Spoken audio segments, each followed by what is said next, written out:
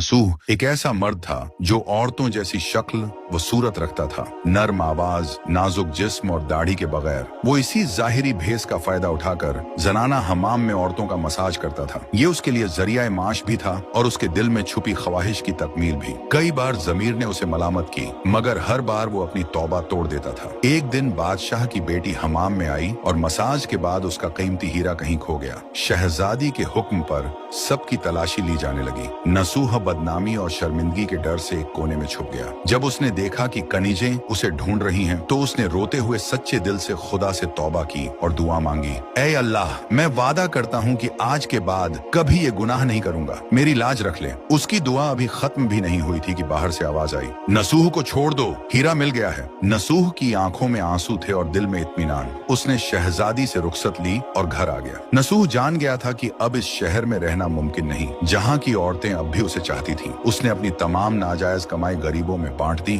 और शहर छोड़कर एक वीरान पहाड़ी पर चला गया। वहाँ वो अल्लाह की इबादत में मशगूल हो गया। एक दिन उसे एक भैंस नजर आई जो घास चर रही थी। उसने सोचा कि ये किसी चरवाहे की होगी और जब तक उसका मालिक न आए वो इसकी देखभाल करेगा। कुछ दिन बाद एक तिजारती काफिला रास्ता भूलकर वहाँ पहुंचा। प्यास की शिद्दत से निढाल ताजिरों को नसूह ने अपनी भैंस का दूध पिलाया और सबको सैराब कर दिया। नसूह के अच्छे अखलाकन से मुतासिर होकर ताजिरों ने जाते हुए उसे बहुत सारा माल बतौर तोहफा दिया। नसूह ने इन पैसों से वहाँ एक कुआं खुदवा दिया। आहिस्ता आहिस्ता उस कुएं के इर्द गिर्द लोग बसने लगे और इमारतें बनने लगी।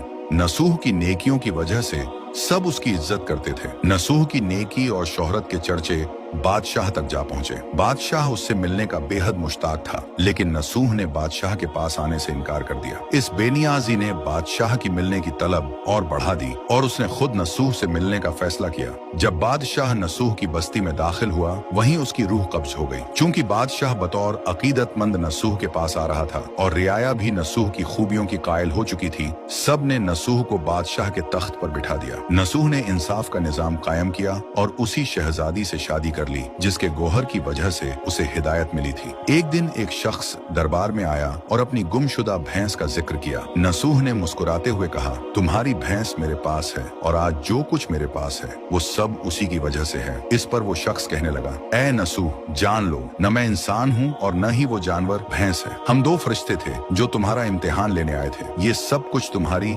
सच्ची तौबा का नतीजा है। ये कहकर वो दोनों फरिश्ते नजरों से गायब हो गए। इसी वजह से सच्चे दिल से की गई तौबा को तौबा नसूह कहते हैं।